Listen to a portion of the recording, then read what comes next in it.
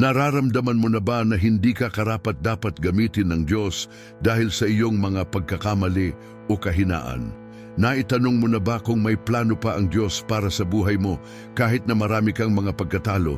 Ngayon, tatalakayin natin ang isang makapangyarihang katotohanan na maaaring magbago ng buo ng iyong pananaw tungkol sa iyong sarili at sa kanyang banal na layunin.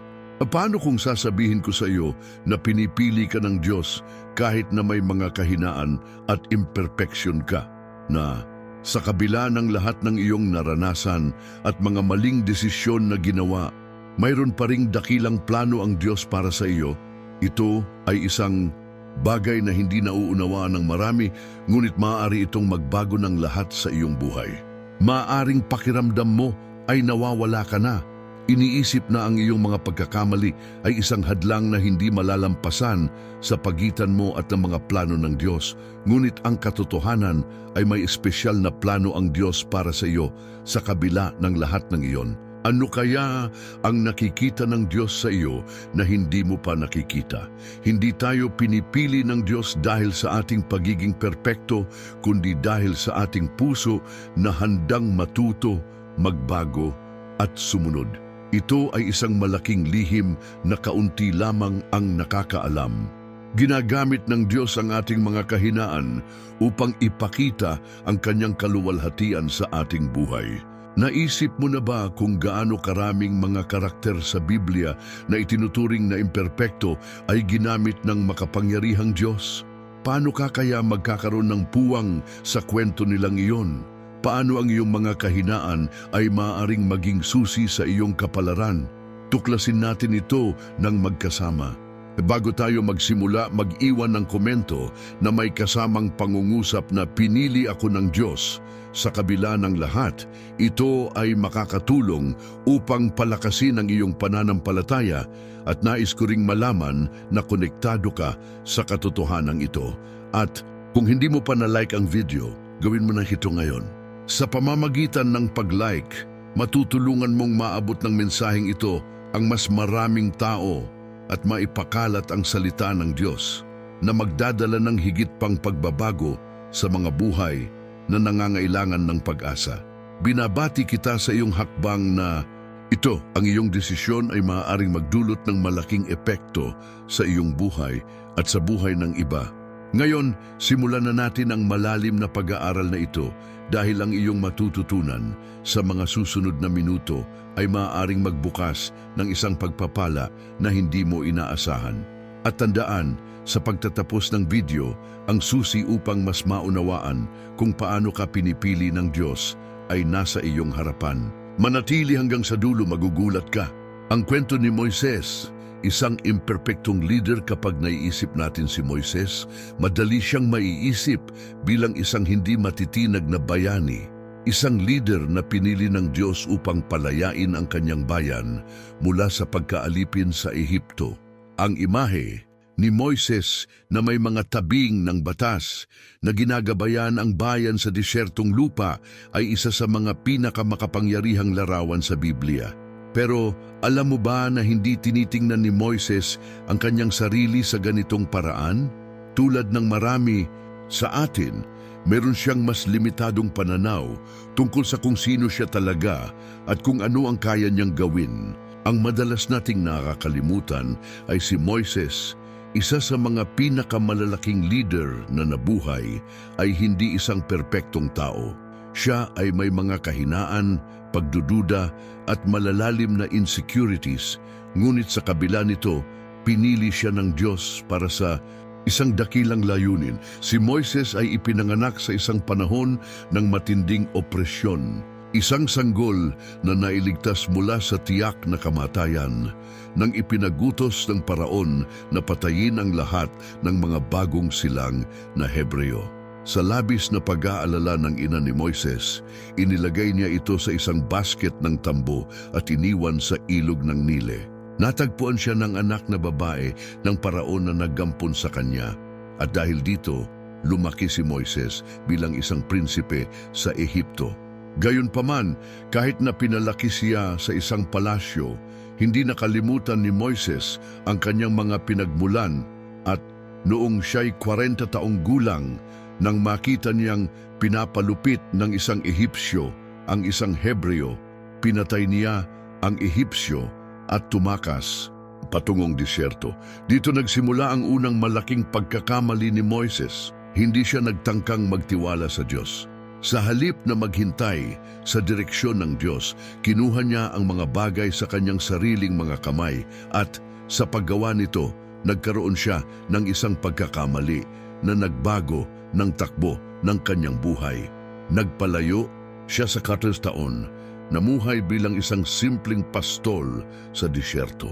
Sa panahong iyon, marahil tanong siya ng tanong kung siya ba ay nakalimutan na ng Diyos. Siya ay nagkamali, tumakas, at iniwan ang lahat ng maaaring siya ay maging. Ngayon, tignan mo ang iyong sarili. Ilang beses ka nang nagkamali, ilang beses mong naramdaman na ang iyong mga pagkakamali ay hindi na kayang itama. Ilang beses mong naisip na hindi na kayang gamitin ng Diyos ang isang tao tulad mo. Alam ko na madali tayong mawalan ng pag-asa at mag-isip na nakalimutan na tayo ng Diyos, katulad ng iniisip ni Moises. Pero ang kwento ni Moises ay nagtuturo sa atin ng isang malalim na aral. Kahit na nagkakamali tayo, hindi tayo tinitingnan ng Diyos ng may paglimos. Pagkatapos ng 40 taon sa disyerto, si Moises na matanda na at tila walang pag-asa na maging isang tao ng malaking kahalagahan, nakatagpo ng Diyos. Nagpakita ang Diyos sa kanya sa pamamagitan ng isang naglalagablab na palumpong, isang bagay na lubhang hindi inaasahan. Isipin ang senaryo, isang matandang tao, pagod, marahil nararamdaman, na parang isang kabiguan, ngayon ay nasa harap ng isang milagro.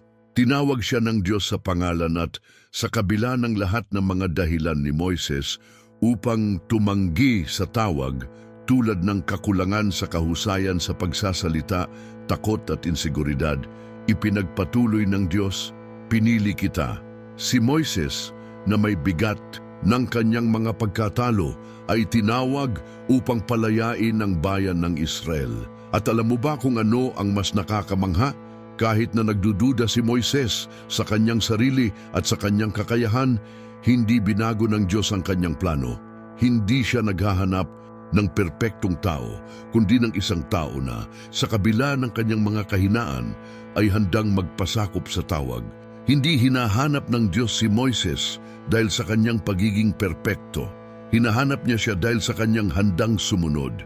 Isang leader na, kahit natatakot, ay gagawin ang iniutos ng Diyos.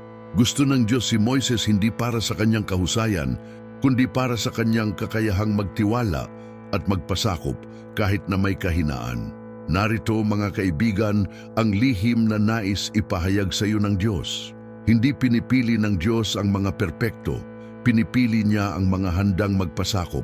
Kahit na nagkamali ka, kahit na gumawa ka ng mga pagkakamali na nagdulot sa iyo ng pagdududa sa iyong halaga, mayroon pa ring plano ang Diyos para sa iyo. Hindi siya naghihintay na maging perpekto ka. Ang hinihintay niya ay maging masunurin ka. Nais niyang magtiwala ka sa Kanya kahit na may pagdududa at kapag pakiramdam mo ay hindi mo kaya ang isang gawain. Si Moises ay hindi isang leader na walang pagkakamali. Siya ay isang leader na natutong magtiwala sa Diyos kahit na sa kanyang mga kahinaan. Isipin mo kung gaano kahirap kay Moises. Paniwalaan na siya sa kabila ng lahat ng kanyang pagkakamali, ang pinili ng Diyos upang palayain ang isang buong bayan mula sa pagkaalipin. Isipin mo ang bigat ng takot at insekuridad sa kanyang puso. Nagkasidabit ng Diyos yun, pumunta ka dahil ako ay kasama mo. Ngunit sa kabila ng lahat ng ito, sumunod si Moises. Pumunta siya sa Ehipto, hinarap ang paraon at sa tulong ng Diyos, pinangunahan ang mga Israelita palabas ng lupang pagkaalipin. Sa isa sa pinakamalalaking milagro sa kasaysayan, ginamit ng Diyos ang isang imperpektong tao, puno ng takot, insekuridad at mga kahinaan upang makamit ang isang dakilang layunin. At ganito rin ang mangyayari sa iyo. Maaaring tinatawag ka ng Diyos kahit sa gitna ng iyong mga imperpeksyon para sa isang dakilang layunin. Hindi mahalaga kung ano ang iyong mga nagawa o hindi nagawa. Hindi mahalaga kung gaano ka kalayo mula sa Diyos. Kung ginamit niya si Moises, magagawa niyang gamitin ka rin. Maraming beses, sa mga oras ng pagkatalo at kahinaan, tayo ay hinuhubog ng Diyos upang maging handa para sa mas dakilang layunin. Maaaring gamitin ng Diyos ang iyong mga karanasan, pati na ang iyong mga pagkakamali upang magdala ng pagbabago na makakaapekto sa buhay ng marami.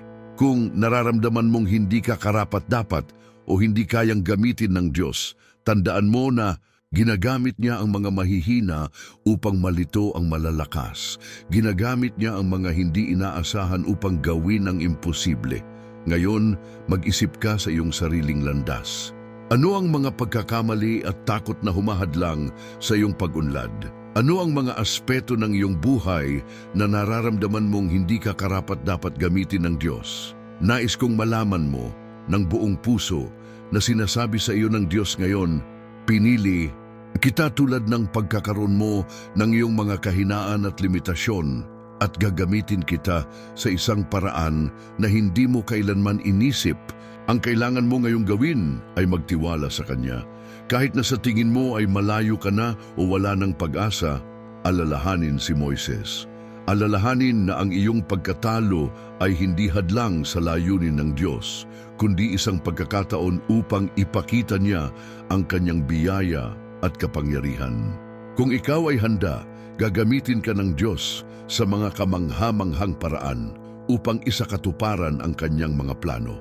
Ngayon, bago magpatuloy sa susunod na hakbang ng iyong paglalakbay, nais kong mag-isip ka tungkol dito. Ano ang mga bagay na iniiwasan mong gawin dahil akala mo ay hindi ka sapat? Tandaan mo, ang kapangyarihan ng Diyos ay pinapalakas sa iyong kahinaan.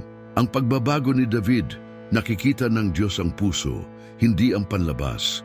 Kapag tinitingnan natin ang buhay ni David, marami sa atin ang nakakakita ng isang bayani. Siya ang hari na pinili ng Diyos, ang nagtagumpay kay Goliath gamit ang isang maliit na bato ang nagdala ng kapayapaan at kasaganaan sa Israel. Madalas si David ay tinitingnan bilang perpektong halimbawa ng isang tao ayon sa puso ng Diyos. Ngunit ang kanyang buhay ay hindi perpekto. Hindi siya ang lalaking inaasahan ng lahat at ang kanyang pagtawag mula sa Diyos ay dumating sa isang panahon ng ganap na kawalan ng katiyakan. Noong mga panahong iyon, ipinadala ng Diyos ang propetang Samuel upang magpahid ng langis sa isang bagong hari, sapagkat si Saul, ang dating hari, ay nagkasala laban sa Diyos at nawala sa kanyang pabor. Nang dumating si Samuel sa bahay ni Jese, ang ama ni David, tiningnan niya ang mga anak ni Jese at nakita ang mga malalakas at magagarang lalaki na may hitsurang kayang humanga sa kahit sino. Kaya naghanda si Samuel upang pahiran ng langis ang isa sa mga mas matatandang anak ni Jese dahil mukhang siya ang magiging pinili.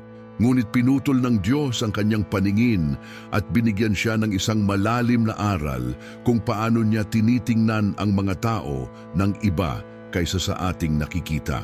Hindi tinitingnan ng Panginoon ang tinitingnan ng tao. Tinitingnan ng tao ang panlabas, ngunit ang Panginoon ay tinitingnan ang puso. 1 Samuel 16:7. Sa pamamagitan ng mga salitang ito, pinakita kay Samuel na tingnan ang pinakabata sa mga anak ni Jese na nasa bukirin at nag-aalaga ng mga tupa. Si David ay bata, payat at hindi naiisip ng sino man na siya ay may taglay na kakaibang bagay. Sa katunayan siya ay kinalimutan kaya't nang tanungin ni Samuel kung may iba pang anak si Jese, hindi siya naisip na tawagin sapagkat siya ay ang pinakamaliit sa mata ng kanyang ama. Ngunit nakita ng Diyos ang isang bagay na hindi nakita ng iba. Nakita niya ang puso ni David. Ang kwentong ito ay nagtuturo sa atin ng isang makapangyarihang aral. Hindi mahalaga kung ano ang nakikita ng ibang tao sa iyo. Nakikita ng Diyos ang higit pa sa iyong mga kahinaan, hitsura at kalakasan. Nakikita niya ang iyong puso at iyon ang pinakamahalaga sa Kanya. Hindi pumipili ang Diyos batay sa kung ano ang nakikita ng mundo, kundi sa kung ano ang nakikita niya sa kailaliman ng iyong kaluluwa. Maaring nararamdaman mong masyado kang maliit, hindi mahalaga at walang halaga para magkaroon ng malaking plano ang Diyos para sa iyo. Maaaring tinitingnan mo ang iyong buhay at nakikita mong ikaw ay isang tao na palaging itinataboy, isang tao na ang mga pagkakamali ay halata at hindi kayang baliwalain. Maaaring tinitingnan mo ang iba at nakikita mo silang may lahat ng bagay, kagandahan, tagumpay at pagkilala. At magtatanong ka, pwede bang gamitin ng Diyos ang isang tao tulad ko? Ang sagot, mahal kong kapatid, ay oo. Pwedeng-pwede kang gamitin ng Diyos sa isang makapangyarihang paraan at sa iyong mga imperpeksyon, doon siya maaaring magpakita ng kanyang kapangyarihan. Tingnan natin ng mas malapitan ang buhay ni David at alamin kung paano natin maisa sa buhay ang katotohanan ito. Si David ay hindi perpekto. Sa kanyang paglalakbay, nakagawa siya ng malalalim na pagkakamali. Isa sa mga pinakasikat na pangyayari ay ang kasalanan ni David kay Bathsheba, kung saan nakipagrelasyon siya sa asawa ni Urias, isa sa mga magigiting niyang kawal, at upang itago ang kanyang kasalanan, pinapatay ni David si Urias. Isang malupit na pagkakamali, isang moral na kasalanan, isang kasalanan laban sa Diyos at sa kanyang sariling bayan. Ang imahe natin kay David, ang lalaking ayon sa puso ng Diyos, ay naguguni-guni sa puntong iyon. Ngunit ang nakakamangha sa kwento ni David ay kung paano siya humarap sa kanyang pagkakamali. Sa halip na itago ang kanyang mga kasalanan o gawing dahilan ang kanyang mga aksyon, si David ay nagpakumbaba sa harap ng Diyos. Inamin niya ang kanyang pagkakamali at humingi ng tawad. Tinawag niya ang Diyos, "Lumikha ka sa akin ng isang malinis na puso, O Diyos." Salmo 51:10.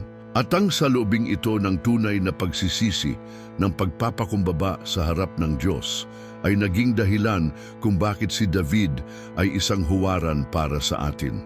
Hindi siya perpekto, ngunit ang kanyang puso ay laging handang lumapit sa Diyos at humingi ng tawad at paglilinis. Hindi pumipili ang Diyos ng mga perpektong tao, kundi ng mga taong may puso na handang magsisi, matuto at magbago.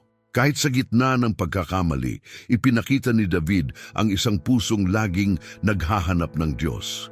Hindi siya perpekto, ngunit ang kanyang pag-uugali sa Diyos ay nagpapakita na siya ay karapat-dapat gamitin ng Diyos. Nais kong mag-isip ka sandali. Ilang beses ka nang nagkamali. Ilang beses mong tiningnan ang iyong imperpeksyon at inisip na wala ng pag-asa. Hindi mahalaga kung gaano ka kahina. Hindi tinitingnan ng Diyos ang pagiging perpekto ng iyong buhay, kundi ang kalagayan ng iyong puso. Kung mayroon kang pusong handang magsisi, magbago, at sumunod sa kanyang kalooban, magagamit ka ng Diyos ng malaki. Hindi mahalaga kung sino ka o kung ano ang nagawa mo. Ang mahalaga ay ang iyong puso. At kung ang iyong puso ay handang sundin ang Diyos, mahalin siya, at magpasakop sa kanyang kalooban, magagawa ng Diyos ang mga kababalaghan sa pamamagitan mo. Hindi mahalaga ang iyong mga pagkakamali. Ang tinitingnan ng Diyos ay ang iyong pagsisisi at ang iyong handang maglakbay. Kasama niya si Haring David na pinili ng Diyos ay dumaan sa maraming pagsubok at tagumpay. Hinarap niya ang mga higante, nagtagumpay sa mga laban, nagkasala, ngunit siya ay nagsisi ng buong puso at naibalik sa Diyos. Ang sikreto ng kanyang buhay ay ang kanyang handang magbalik loob sa Diyos kahit na nagkamali siya. At bilang resulta, ginamit siya ng Diyos ng malaki, itinatag ang kanyang kaharian at nagbigay ng pangmatagalang epekto sa kasaysayan ng Israel. Gusto rin gawin ito ng Diyos sa iyo. Gusto niyang gamitin ang iyong mga kahinaan upang ipakita ang kanyang biyaya.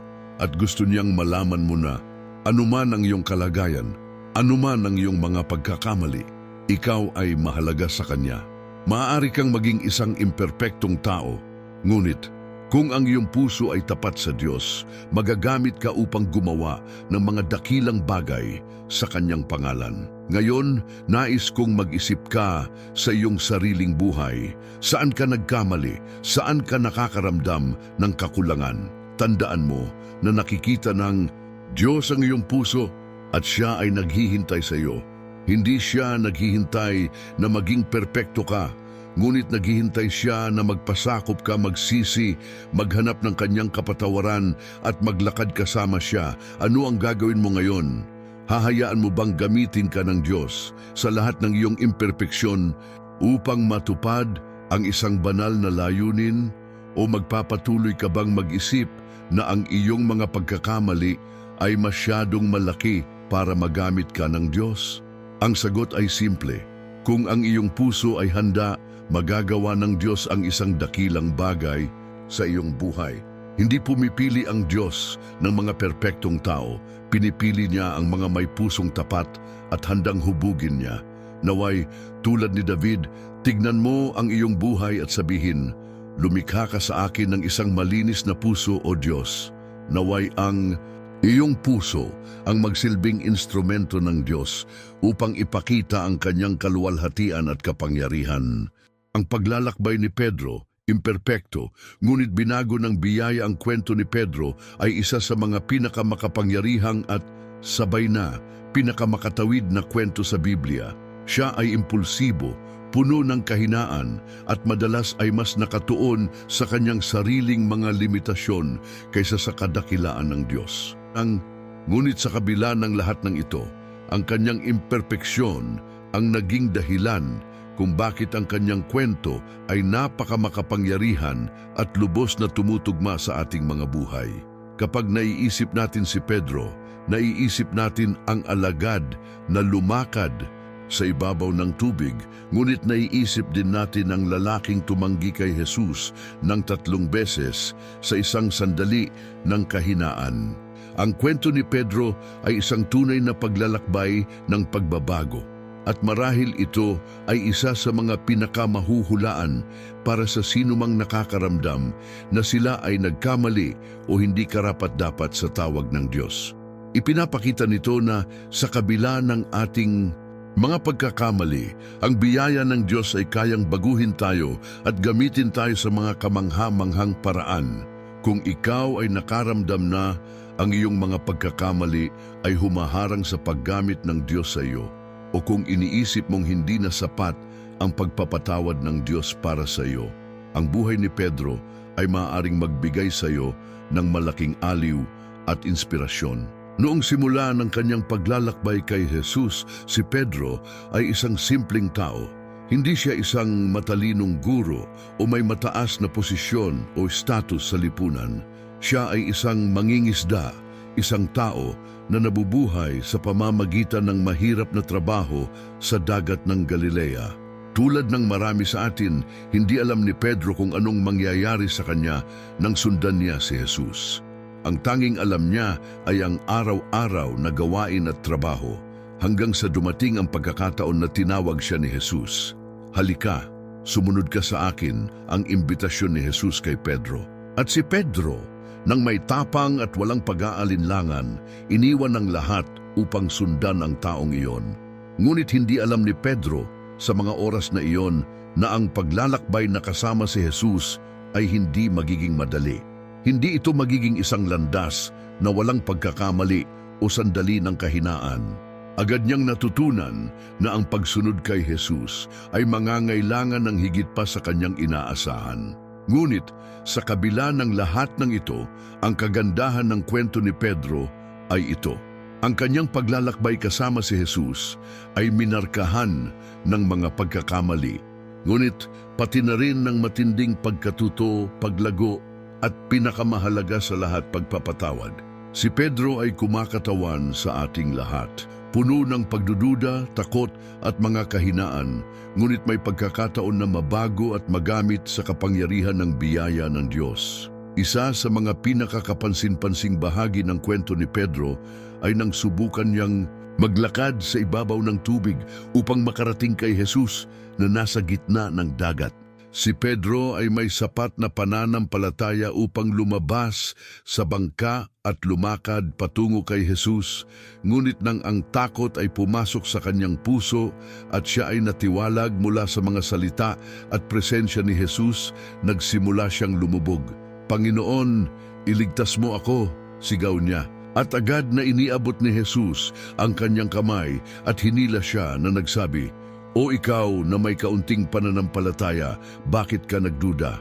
Si Pedro ang nag-iisang alagad na may tapang na lumabas sa bangka at maglakad sa ibabaw ng tubig patungo kay Jesus. Ngunit siya rin ang nag-iisa na nang tinitigan ang unos sa paligid, pinayagan ang pagdududa na pumasok sa kanyang puso at nagsimulang lumubog. Hindi lamang ito isang salamin ng buhay ni Pedro, kundi ng ating lahat. Ilang beses tayong nagsimula ng isang bagay nang may pananampalataya, nang may tapang, ngunit sa pagdaan ng panahon, ang mga pagsubok at takot ay nagpapahina sa ating pananampalataya at pakiramdam natin ay parang tayo'y lumulubog. Hindi lang si Pedro ang nagkamali sa ganitong paraan. Lahat tayo ay dumaan na sa mga sandali ng paglubog kung kailan ang ating pananampalataya ay tinutukso ng mga pagsubok ng buhay. Ang malaking aral dito ay na kahit na si Pedro ay lumubog, hindi siya iniwan ni Jesus. Iniabot ni Jesus ang kanyang kamay at hinila siya mula sa tubig, na binibigyan siya ng bagong pag-asa. At ito ang ginagawa ni Jesus para sa atin araw-araw. Alam niya na tayo ay may mga kahinaan, may mga sandali ng pagkatalo, ngunit siya ay laging handang mag-abot ng kanyang kamay upang tayo'y hilahin, itayo tayo at ipaalala na sa kabila ng ating mga pagkakamali, may layunin pa rin ang Diyos para sa ating buhay. Pag-usapan natin ang isa pang malaking pagkakamali ni Pedro, ang pagtanggi kay Jesus. Sa panahon ng pagkakahuli ni Jesus, si Pedro, puno ng takot at insekuridad, ay tinanggihan na kilala niya ang guro. "Hindi ko siya kilala." 3 beses na inamin ni Pedro tulad ng hinula ni Jesus. Nang tumilaok ang manok, naalala ni Pedro ang mga salita ni Jesus at agad siyang tinulungan ng matinding pagsisisi. Tumangis siya ng malalim sa pagkamali niyang ginawa. Narito ang pinakamahalagang bahagi ng kwento ni Pedro. Ang pagkakamali ay hindi ang katapusan. Ang pagtanggi ni Pedro ay hindi ang katapusan ng kanyang kwento. Sa kabaligtaran, ito ay naging isang pagbabago. Nang magbuhay muli si Jesus, siya ay naghanap kay Pedro ng personal. Sa sumunod na pagkikita, tinanong ni Jesus si Pedro ng 3 beses, "Pedro, mahal mo ba ako?" Sa bawat sagot ni Pedro ng oo, sinabi ni Jesus, "Pangasiwaan mo ang aking mga tupa." Ang pagpapatawad ni Jesus kay Pedro ay sobrang lalim na si Pedro, ang lalaking tumanggi sa kanyang guro, ay naibalik at tinanggap hindi lamang bilang isang alagad, kundi bilang leader ng iglesia. Ang pagpapatawad ni Jesus kay Pedro ay nagpapakita sa atin na gaano man karami o kalaki ang ating pagkatalo, ang Diyos ay handang tayo'y ipatawad at ibalik. Ang biyaya ng Diyos ay hindi nasusukat sa ating mga pagkakamali. Ito ay higit pa sa anumang pagkakamaling maaari nating magawa. Alam ni Jesus ang kasalanan ni Pedro bago pa man niya ito itinanggi, ngunit pinili pa rin ni Jesus na bigyan siya ng pangalawang pagkakataon. At higit pa rito, binigyan pa siya ng responsibilidad, mag-alaga at magpakain sa kanyang mga tupa. Ang dinaanan ni Pedro pagkatapos ng lahat ng ito ay isang patunay ng pagbabago ng biyaya ng Diyos. Siya ay bumangon, napuno ng banal na espiritu at buong tapang na ipinangaral ang salita ng Diyos sa libu-libong tao. Itinayo ang Iglesia ni Kristo. Ang pagkakamali ni Pedro ay hindi ang nagtakda ng kanyang pagkakakilanlan, kundi ang kanyang tugon sa pagpapatawad ni Jesus at kung paano siya pinapayagan ng biyaya ng Diyos na baguhin siya. Siya ay naging leader na alam ni Jesus na kaya niyang maging Hindi dahil sa pagiging perpekto, kundi dahil sa pagiging bukas ng kanyang puso sa biyaya ng Diyos. Ngayon, iniisip mo ba ang iyong buhay? Saan ka ba nagkamali? Saan ka nararamdaman na parang si Pedro sa isang sandali ng kahinaan o pagtanggi? Ang Diyos ay nag-aalok sa iyo ngayon ng parehong biyaya na inaalok kay Pedro. Sinasabi niya sa iyo, pinili kita hindi dahil sa iyong mga pagkakamali, kundi dahil sa kalagayan ng iyong puso. Kapag nadapa ka, huwag mag-alinlangan o matakot. Tumayo, humingi ng tawad sa Diyos at ipagpatuloy ang iyong paglalakbay. Dahil ang pagkakamali mo ay hindi ang magtatakda ng iyong buhay, kundi ang iyong tugon sa tawag ng Diyos, sa kanyang pagpapatawad at sa kanyang biyaya. Si Pedro ay naging isa sa pinakamalalaking leader ng iglesia, hindi dahil sa pagiging perpekto, kundi dahil sa kabila ng kanyang imperpeksyon, siya ay pinayagan ng biyaya ng Diyos na hubugin siya. Kung bubuksan mo ang iyong puso sa biyaya ng Diyos, maaari niyang gawing lakas ang iyong mga pagkakamali at magagamit ka para sa kanyang kaharian. Ang buhay ni Pablo, mula sa perseguidor hanggang sa apostol, ang kapangyarihan ng bagong pagkakakilanlan. Ang kwento ni Pablo ay isa sa mga pinakamalalim at nagbabalik loob na kwento sa Biblia. Siya ay isang malinaw na halimbawa kung paano ang biyaya ng Diyos ay kayang baguhin ang isang buhay na tila hindi na mababago. Kapag naiisip natin si Pablo, kadalasan ay naiisip natin ang apostol na nagsulat ng karamihan sa mga sulat sa Bagong Tipan, ang naglakbay sa iba't ibang lungsod, nagtatag ng mga iglesia at hinarap ang mga pag-uusig.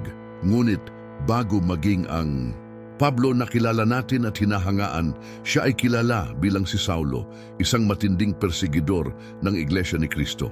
Ang pagbabago mula kay Saulo tungo kay Pablo ay hindi isang gradual o simpleng proseso. Isa itong malalim na pagbabago, isang radikal na punto ng paglikha na nagpapakita ng kapangyarihan ng pagpapatawad ng Diyos at ng pagbabago ng pagkakakilanlan kay Kristo. Itinuturo sa atin ng buhay ni Pablo na anuman ang ating nakaraan o kung anuman ang ating mga pagkakamali, kayang bigyan tayo ng Diyos ng isang bagong pagkakakilanlan at bagong layunin. Isa itong makapangyarihang katotohanan. Hindi kailangan na ang ating pagkakakilanlan ay itinatag sa ating mga pagkakamali sa nakaraan, kundi sa pamamagitan ng pagliligtas ni Kristo sa atin. Bago siya mabago, si Saulo ay kumbinsido na siya ay naglilingkod sa Diyos. Siya ay isang pariseo, isang lider, relihiyoso at lubos na iginagalang ng kanyang mga kasamahan. Handang-handa siyang usigin at pati napatayin ang mga sumusunod kay Jesus. At tinitingnan ni Saulo ang mga Kristiyano bilang isang banta sa pananampalatayang Hudyo at naniniwala siyang sa pagpatay o pag-aresto sa kanila, tinutupad niya ang tama sa harap ng Diyos. Akala niya ay pinapangalagaan niya ang kalinisan ng relihiyon, ngunit sa katunayan siya ay malayo sa katotohanan. Ngayon, mag-isip tayo tungkol dito. Ilang beses tayo nakaramdam na tayo ay tama, ngunit sa totoo lang, hindi natin tinutukoy ang tunay na kalooban ng Diyos para sa ating buhay. Ilang beses tayong kumilos ng impulsibo nang hindi pinag-iisipan. Ang mga plano ng Diyos, iniisip na tayo ay nasa tamang landas. Ngunit sa katunayan, tayo ay patungo sa maling direksyon. Si Saulo ay isang masigasig na tao, puno ng pananampalataya, ngunit ang kanyang pananampalataya ay mali ang direksyon. Siya ay nasa landas ng pagkawasak, naniniwala na siya ay naglilingkod sa Diyos. Ngunit sa isang sandali ng malaking pagbabago, isang kamanghamanghang pangyayari ang naganap. Si Saulo ay papunta sa Damasco, may layuning mang-aresto ng mga Kristiyano, nang bigla siyang napaligiran ng isang nakakasilaw na liwanag. Siya ay bumagsak sa lupa at nakarinig ng tinig na nagsabi, "Saulo, Saulo, bakit mo ako inuusig?" Gawa 9:4. Si Jesus iyon. Sa sandaling iyon, napagtanto ni Saulo na lahat ng akala niyang ginagawa niya para sa Diyos ay kabaligtaran pala. Inuusig niya ang mga tagasunod ni Jesus, ngunit sa katunayan inuusig niya ang mismong Kristo. Isang malalim na pagkabigla para sa kanya, isang sandali ng pagpapahayag na nagbago ng kanyang buhay magpakailanman. Ang engkwentro na iyon kay Jesus ay naging punto ng pagbabago sa buhay ni Saulo. Kinailangan niyang aminin na siya ay nagkamali, na ang kanyang mga motibo at aksyon ay malayo sa kalooban ng Diyos. Siya ay nabulag ng liwanag ni Kristo at sa loob ng 3 araw, siya ay nawalan ng paningin. Sa mga araw na iyon, hindi siya kumain ni uminom. Ang pisikal na pagkabulag ni Saulo ay sumasalamin sa espiritual na pagkabulag na tinamo niya sa mahabang panahon. Siya ay ganap na walang kaalaman sa katotohanan ng Diyos. Ngunit sa pamamagitan ng karanasang iyon, ipinakita sa kanya ng Diyos ang kanyang sarili at siya ay lubos na binago. Pagkatapos nito, ipinadala ng Diyos si Ananias, isang alagad, upang ipanalangin si Saulo at ibalik ang kanyang paningin. Nang ipatong ni Ananias ang kanyang mga kamay sa kanya, ang kaliskis sa mata ni Saulo ay nahulog at nakuha niya ang kanyang paningin. Ngunit higit pa sa pisikal na paningin, nakatanggap si Saulo ng isang bagong pananaw para sa kanyang buhay. Nakatanggap siya ng isang bagong pagkakakilanlan at bagong layunin. Hindi lang niya nakuha ang kanyang paningin, kundi ang kanyang kaluluwa ay naibalik. Siya ay naging kilala bilang Pablo at ang kanyang buhay ay binago ng lubusan. Ang pagbabago ni Pablo ay isa sa mga pinakamalaking patunay ng kapangyarihan ng biyaya ng Diyos. Mula sa isang malupit na persigidor, siya ay naging isang masigasig na apostol, handang ibigay ang kanyang buhay para sa layunin ni Kristo. Siya ay naging isa sa pinakamalalaking manggangaral ng Ebanghelyo, nagtatag ng mga iglesia, nagtuturo at nagsusulat ng mga liham na patuloy na may epekto sa buong mundo. Ang itinuturo sa atin ni Pablo ay na hindi mahalaga kung gaano tayo kalayo o kung anong mga pagkakamali ang ating nagawa. May kapangyarihan ng Diyos upang baguhin ang ating buhay. Hindi mahalaga kung ang ating nakaraan ay puno ng mga pagkakamali, maling desisyon, o kahit ang pagtanggi sa Diyos. Ang biyaya ng Diyos ay may kakayahang magbigay sa atin ng bagong pagkakakilanlan, bagong misyon at bagong layunin. Si Pablo, nang tiningnan niya ang kanyang nakaraan, hindi na niya nakikita ang kanyang sarili bilang isang tao na persigidor ng iglesia. Nakita niya ang kanyang sarili bilang isang taong binago ng biyaya ng Diyos.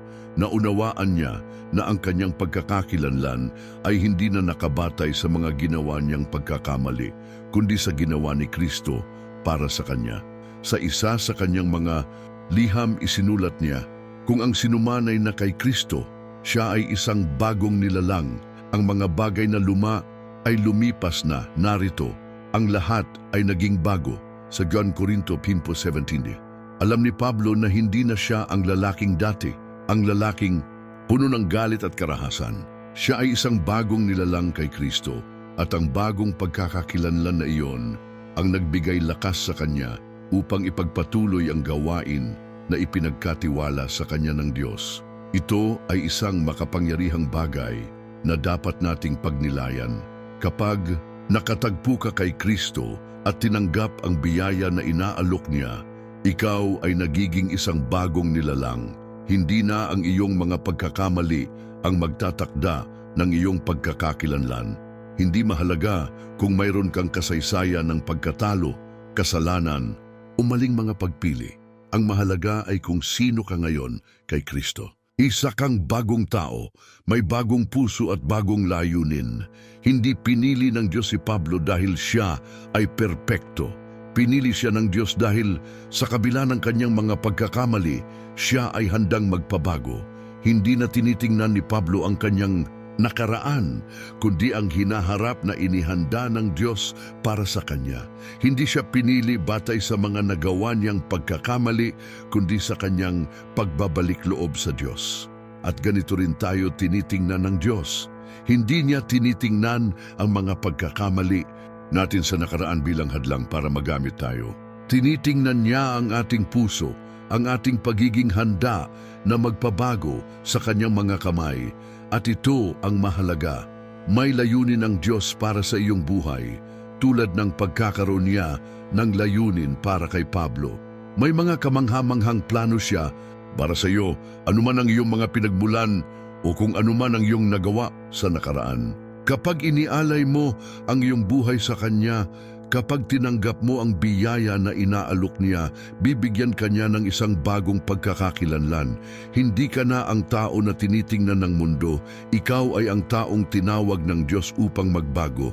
At sapat na ito, ang Diyos ay kayang baguhin ang iyong buhay, tulad ng pagbabago niya kay Pablo. Maaari niyang gawing isang bagong nilalangka, may bagong layunin, may bagong misyon. Ngayon, tanungin mo ang iyong sarili.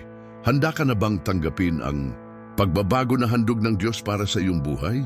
Handa ka na bang iwan ang iyong nakaraan at magpatuloy sa bagong pagkakakilanlan na inihanda ng Diyos para sa iyo kay Kristo? Ang kwento ni Pablo ay kwento nating lahat. Isang kwento ng pagkakamali, ngunit pati na rin ng kaligtasan, pagpapatawad, at isang bagong simula. Gusto ng Diyos na gawin ang parehong bagay sa iyo. Gusto niyang bigyan ka ng bagong pagkakakilanlan at bagong layunin. Ang kwento ni Job, pagpapatuloy sa pananampalataya, kahit sa pagdurusa ang kwento ni Job, ay isa sa mga pinakamalalim at pinakamakatarungan na kwento sa Biblia. Ipinapakita nito ang isang matinding sitwasyon, isang matuwid na tao, takot sa Diyos, na sa isang iglap ay nawala ang lahat ng bagay, ang kanyang kalusugan, yaman, mga anak at bahay, at siya ay inilagay sa isang sakit na mahirap maintindihan. Si Job ay hindi isang ordinaryong tao. Siya ay kinikilala bilang isa sa pinakamatuwid at pinakabanal ng kanyang panahon. Isang tao na namumuhay sa katuwiran, may pananampalataya sa Diyos at nagmamalasakit sa iba. Ngunit bigla, ang kanyang buhay ay nagbago ng husto. Ang pagdurusa ay dumating ng walang babala at walang paliwanag. Ang buhay ni Job, kahit na isang kwento ng sakit at pagkawala, ay isa ring kwento ng hindi matitinag na pananampalataya, ng pagtitiis at higit sa lahat ng tiwala sa karakter at kapangyarihan ng Diyos. Sa gitna ng pagdurusa, tinuturo sa atin ni Job na kahit na hindi dumarating ang mga kasagutan at kahit na ang sakit ay tila hindi matitiis, ang tunay na pananampalataya ay nananatili. Hindi naintindihan ni Job kung bakit siya dumaranas ng ganitong pagdurusa. Ngunit naniniwala pa rin siya na ang Diyos ay mabuti, makatarungan at karapat-dapat pagkatiwalaan. Naubos ang lahat kay Job. Namatay ang kanyang mga anak sa isang malupit na aksidente. Ang kanyang mga yaman na simbolo ng kanyang tagumpay at kasaganaan ay nawala sa magdamag. Ang kanyang kalusugan ay tinamaan at siya ay nagkaroon ng masakit na mga sugat sa buong katawan. Hindi lang iyon, kundi pati na ang mga kaibigan niya na unang dumating upang aliwin siya ay nagsimula ng mag-akusa sa kanya. Sinasabi na siya ay may ginawang mali para pagdusahan ang ganitong sakit. Sinabi nila sa kanya na ang Diyos ay magpaparusa lamang sa isang tao na kasing tuwid niya kung siya ay may natagong kasalanan. Kaya't pinilit nila si Job na magsisi kahit hindi nila alam kung ano ang ginawa niyang mali. Sa gitna ng lahat ng ito, nagtanong si Job. Tinatanong niya ang Diyos. Nais niyang malaman ang dahilan ng lahat ng ito at sa kabila ng sakit, hindi siya umiwas sa Diyos. Patuloy pa rin siyang humahanap ng kasagutan. Patuloy pa rin siyang nagdasal. Patuloy pa rin siyang dumaan sa pagsubok. Ito ay isang mahalagang bagay na dapat nating maunawaan. Walang mali sa magtanong at magdasal kay Diyos kapag tayo ay nagdurusa. Basta't sa paggawa nito, pinapanatili pa rin natin ang tiwala na ang Diyos ay may kontrol sa lahat. Hindi natakot si Job na ipahayag ang kanyang sakit at pagdurusa sa harap ng Diyos. Hindi niya tinangkang itago ang kanyang nararamdaman o ang kanyang kalituhan. Siya ay naging totoo at naging tapat sa Diyos, at ito ay isang mahalagang aral na maaari nating matutunan mula sa Kanya. Alam ko na ang aking tagapagligtas ay nabubuhay. Hab 1925, sabi niya, kahit sa pinakamatinding sakit, ang mga salitang ito na nagpapatibay sa kanyang tiwala sa kaligtasan ay isa sa mga pinakamakapangyarihang pahayag ng pananampalataya sa Biblia. Kahit na parang nawala na ang lahat, nang ang mga pangyayari ay naging pinakamalala at walang paliwanag. Sa mga nangyayari, si Job ay patuloy na naniniwala sa Diyos.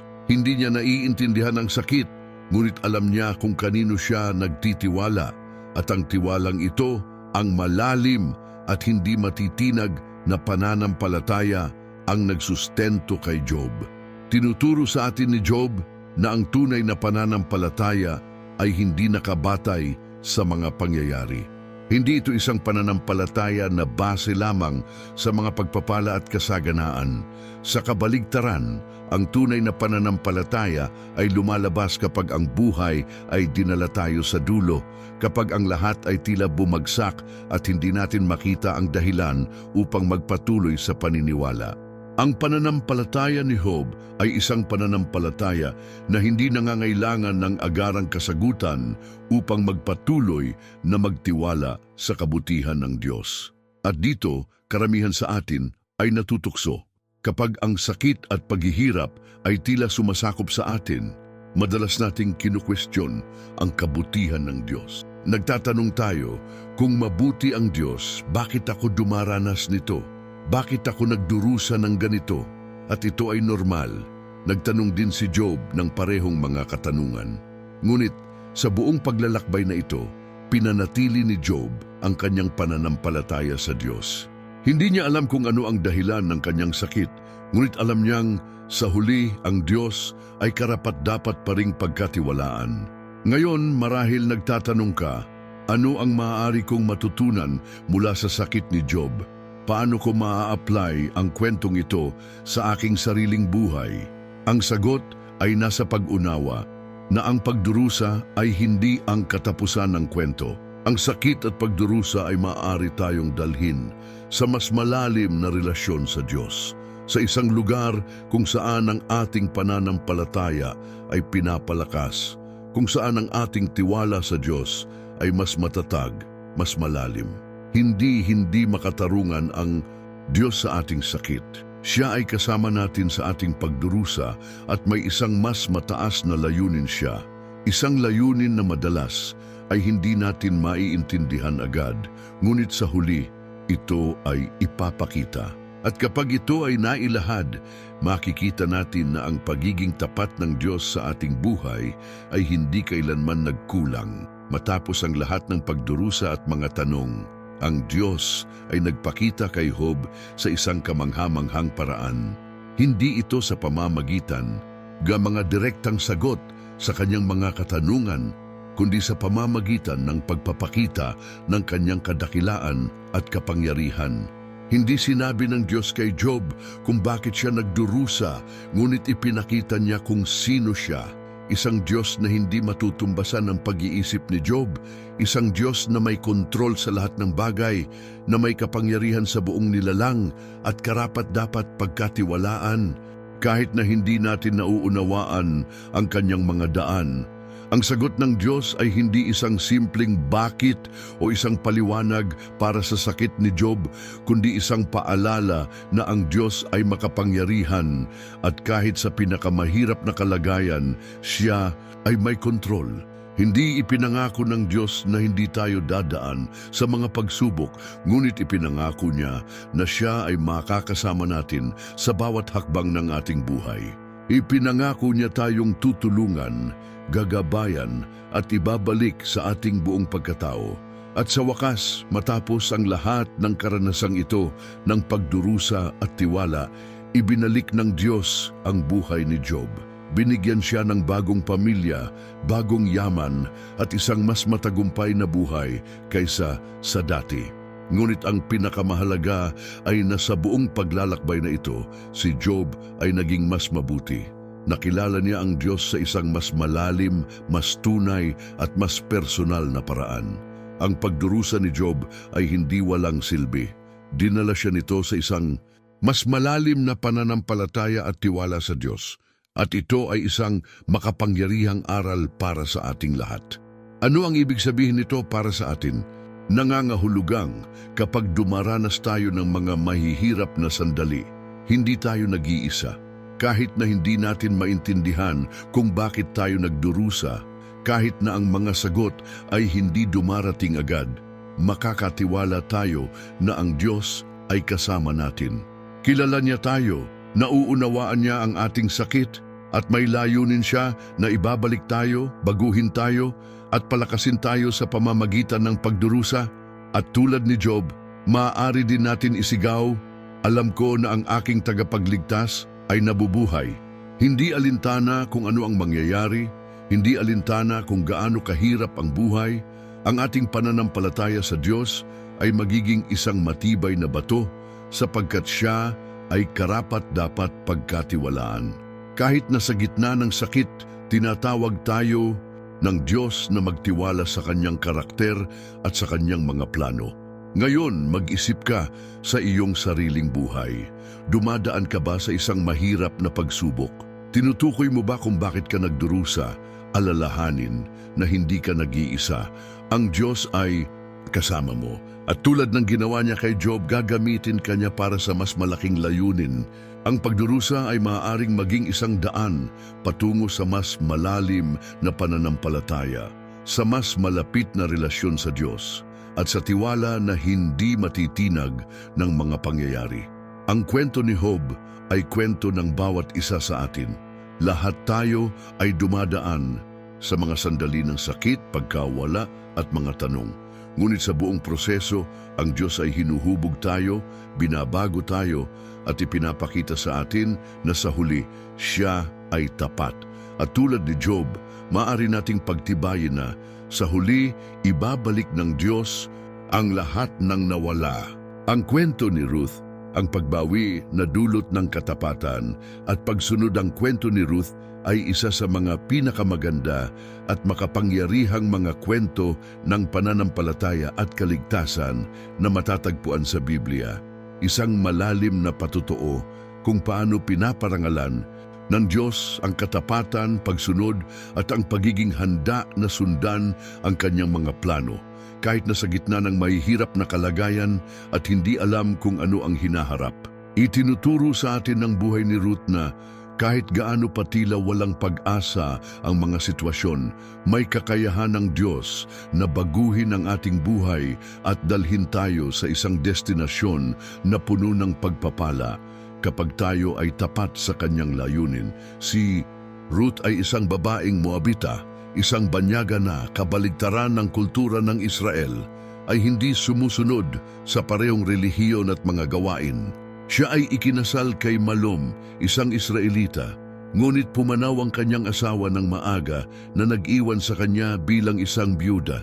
Bukod dito, hindi lang siya ang nakaranas ng pagkawala, nawalan din siya ng biyenan at ng bayaw, kaya't siya ay napunta sa isang mas mahirap na kalagayan, walang anak at walang asawa na magpoprotekta sa kanya. Ang buhay ni Ruth, kaya, ay tila tinadhana para sa pagdurusa, kalungkutan at pagiging itinakwil. Maari niyang pinili ang mag-isa, magsara at magtago sa kanyang sakit at pagkawala. Ngunit sa halip na ito, gumawa si Ruth ng isang radikal na desisyon. Nang magpasya si Noemi, ang kanyang biyenan, na bumalik sa kanyang lupang tinubuan sa Juda matapos marinig na bumuti ang kalagayan doon, sinubukan niyang hikayatin ang dalawang manugang na manatili sa Moab kung saan maaari nilang muling simulan ang kanilang buhay, mag-asawa muli at magsimula. Si Noemi na may pusong mapagmahal bilang isang ina ay alam ang hirap na haharapin nila sa Israel kung saan sila ay ituturing na mga banyaga, walang karapatan, walang proteksyon, at tiyak na walang maraming pagkakataon. Hinikayat niya sina Ruth at Orpa, ang isa pang manugang, na manatili sa kanilang bayan kung saan sila ay magiging bahagi ng kanilang mga kababayan. Si Orpa, matapos mag-isip ng mabuti, ay pinili na manatili sa Moab, magpatuloy sa kanyang buhay at maghanap ng bagong oportunidad. Ngunit si Ruth ay gumawa ng ibang desisyon. Tinutulan niya si Noemi at nagsabi ng mga salitang mananatiling isang halimbawa ng katapatan at dedikasyon. Kung saan ka pupunta, pupunta ako. Kung saan ka magpapahinga, magpapahinga ako. Ang iyong bayan ay magiging aking bayan at ang iyong Diyos ay magiging aking Diyos. Ruth 1:16. Ang mga salitang ito ay nagpapakita ng isang radikal na desisyon ni Ruth.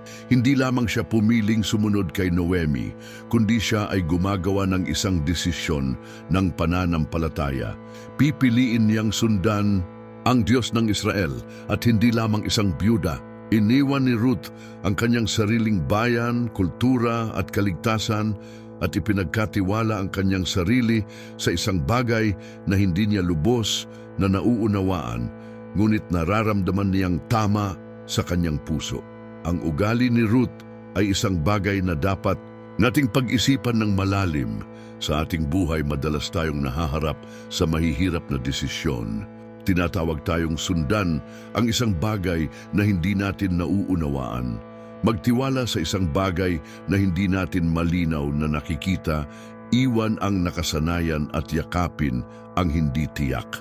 Itinuturo sa atin ni Ruth ang bulag na pagtitiwala sa Diyos, ang irtapang na magpatuloy sa pananampalataya, kahit hindi alam kung ano ang hinaharap. Nang gawin ni Ruth ang desisyong ito, hindi niya alam kung anong hinaharap ang nag-aabang sa kanya. Hindi niya alam kung siya ay tatanggapin sa Israel, kung siya ay makakaligtas, kung siya ay magkakaroon ng disenteng buhay. Hindi niya alam na sa pagsunod kay Noemi, siya ay malapit nang pumasok sa isang kwento ng kaligtasan na magiging bahagi ng isang mahalagang bahagi ng kasaysayan ng Biblia at saan magmumula ang Hari David. Hindi niya alam na sa pamamagitan ng kanyang katapatan, siya ay magiging bahagi ng plano ng Diyos para sa kaligtasan ng sangkatauhan. Ang alam lang niya ay ang kanyang puso ay nakatali kay Noemi at sa Diyos ng Israel. At mula sa desisyong ito ng katapatan, nagsimula ang Diyos na kumilos sa buhay ni Ruth. Nang makarating siya sa Bethlehem, si Ruth bilang isang banyagang byuda na walang yaman ay pumunta sa bukirin upang mag-ani ng mga spika na naiwan ng mga mag-aani. Siya ay handang gawin ang anumang gawain, dumaan sa anumang kahihiyan upang matiyak ang kanyang kaligtasan. Doon sa bukirin, nakatagpo siya ng isang hindi inaasahang pagkakataon kay Boaz, isang mayamang at maimpluwensyang tao, kamag-anak ni Noemi, na nang makita siya habang nagtatrabaho ay ipinakita ang hindi pangkaraniwang kabutihan. Ininteresado si Boaz kay Ruth hindi lamang dahil sa kanyang kagandahan, kundi dahil sa kanyang kwento ng katapatan kay Noemi. Pinangalagaan siya ng mabuti, binigyan siya ng higit pa sa kanyang kailangan at pinrotektahan siya mula sa mga manggagawa na maaaring mang-abuso sa kanya. Si Boaz ay isang tao ng mahusay na karakter, ngunit siya rin ay ginagamit ng Diyos upang tuparin ang mas mataas na layunin. Hindi lang siya tumulong kay Ruth, kundi naging sensitibo sa tamang pagkakataon na kumilos upang matiyak ang kaligtasan ni Ruth at Noemi. Bilang kamag-anak na malapit, si Boaz ay may karapatan at pananagutan na ibalik ang lupa ni Noemi at magpakasal kay Ruth upang mapanatili ang pangalan ng pamilya. Tinanggap niya ang responsibilidad kahit na alam niyang ito ay maghihirap sa kanyang sariling buhay at posisyon sa lipunan. Ang nangyari pagkatapos ay isang kwento ng hindi inaasahang kabutihan at isang banal na pagbawi. Nang sa wakas ay nagpasya si Boaz na magpakasal kay Ruth, pinawi niya hindi lang ang kanyang material na buhay, kundi pati na rin ang kanyang pagkakakilanlan at kanyang lugar sa komunidad.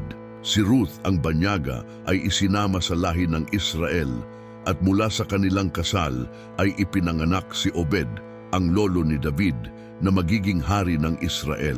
Ipinapakita sa atin ng kwento ni Ruth ang kapangyarihan ng katapatan at pagsunod at kung paano maaaring baguhin ng Diyos ang isang buhay, dalhin ito sa kanyang plano ng kaligtasan sa mga hindi inaasahang paraan. Ang itinuturo sa atin ni Ruth at Boaz ay kahit hindi natin nauunawaan ang mga daan ng Diyos, siya ay gumagalaw sa likod ng mga tabing upang magdala ng mabuti mula sa ating mga kalagayan. Si Ruth sa kanyang katapatan at si Boaz sa kanyang pusong handang gumawa ng kabutihan ay ginamit ng Diyos upang magsagawa ng isang gawain ng kaligtasan hindi lamang para sa kanila, kundi para sa buong bayan ng Israel at para sa sangkatauhan sa pamamagitan ng lahi ni David na magdadala kay Hesukristo. Hindi pinipili ng Diyos ang mga tao batay sa kanilang pinagmulan o katayuan sa buhay, kundi batay sa kalagayan ng kanilang mga puso. Ang kwento ni Ruth ay isang maliwanag na halimbawa kung paano ang katapatan at pagsunod sa Diyos ay maaaring magbukas ng mga pintuan para sa kaligtasan at upang matupad ang mas malalaking layunin kaysa sa kaya nating imahinasyon. Nang magdesisyon si Ruth na sundan si Noemi at ang Diyos ng Israel, siya ay sa katunayan pumili na maging bahagi ng plano ng Diyos para sa pagbabalik loob ng kanyang bayan. Ngayon, ang kwento ni Ruth ay direktang nagsasalita sa ating mga puso. Madalas sa ating buhay, tayo ay tinatawag na gumawa ng mahihirap na desisyon, sundan ng landas na hindi natin naiintindihan, iwan ang nakasanayan at komportable. Maaari tayong magkaroon ng pakiramdam na tayo ay tulad ni Ruth, banyaga sa isang mundong puno ng hindi kasiguraduhan. Ngunit tulad ng ginamit ng Diyos si Ruth, maaari ka ring gamitin ng Diyos. Kapag pinili mong maging tapat, sundin ang tawag ng Diyos, gagabayan ka niya at bibigyan ng kaligtasan, magdadala ng kwento ng tagumpay at pagpapala sa iyong buhay. Ngayon, tinatanong kita, handa ka na bang sundan ng Diyos na may parehong katapatan tulad ni Ruth kay Noemi? Handa ka na bang gumawa ng desisyon batay sa pagtitiwala at pagsunod sa Diyos, kahit na hindi mo alam kung ano ang hinaharap para sa iyo? May mga plano ang Diyos para sa iyong buhay, mga plano na mas malaki kaysa sa kaya mong imaginein. Kahit na tila imposible ang mga kalagayan, tandaan mo, ang Diyos ay gumagalaw sa likod ng mga tabing at tulad ng ginawa kay Ruth, maaari ka ring dalhin niya sa isang gloryosong destinasyon, puno ng kaligtasan at pagbabago. Ang pananampalataya ni Abraham, ang paglalakbay ng pagsunod na humahamon sa imposible ang buhay ni Abraham ay walang duda isa sa mga pinakasimboliko sa Biblia. Ang kanyang pangalan ay naging katumbas ng pananampalataya, pagsunod at tiwala sa Diyos. Siya ay kilala bilang ama ng pananampalataya, isang tao na sa gitna ng kawalan ng katiyakan at paghihirap ay nagpasya na magtiwala sa Diyos at sundan ang isang tawag na tila imposible.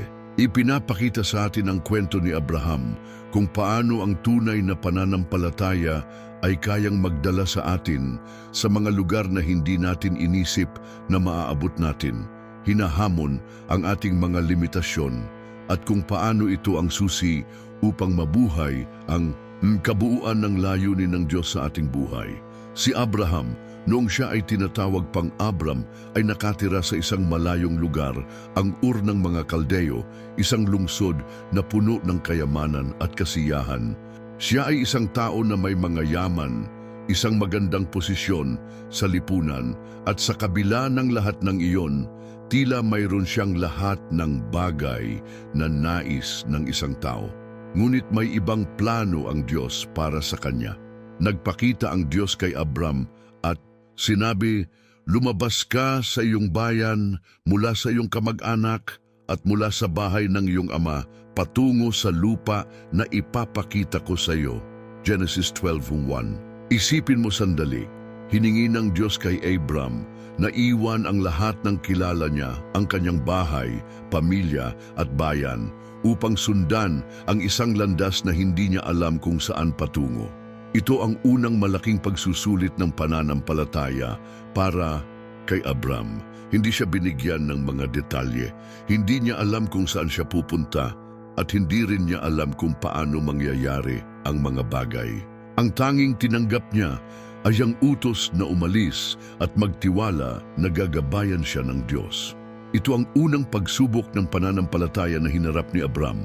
At ito ang simula ng isang paglalakbay na tatagal ng mga dekada, puno ng mga hamon, pagdududa at hindi kasiguraduhan, ngunit pati na rin ng mga pangako at milagro.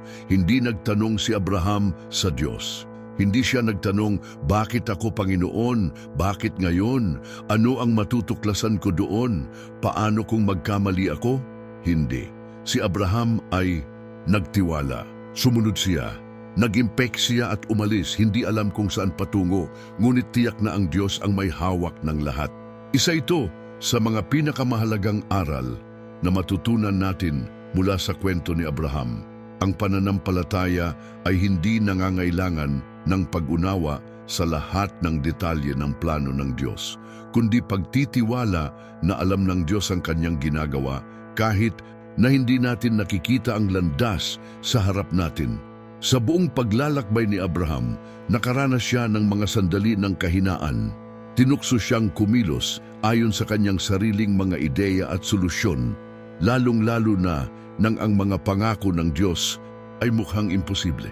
Nang ipinangako ng Diyos kay Abraham na magiging ama siya ng isang malaking bansa, siya at ang kanyang asawa, si Sarah, ay matanda na at hindi kayang magkaanak.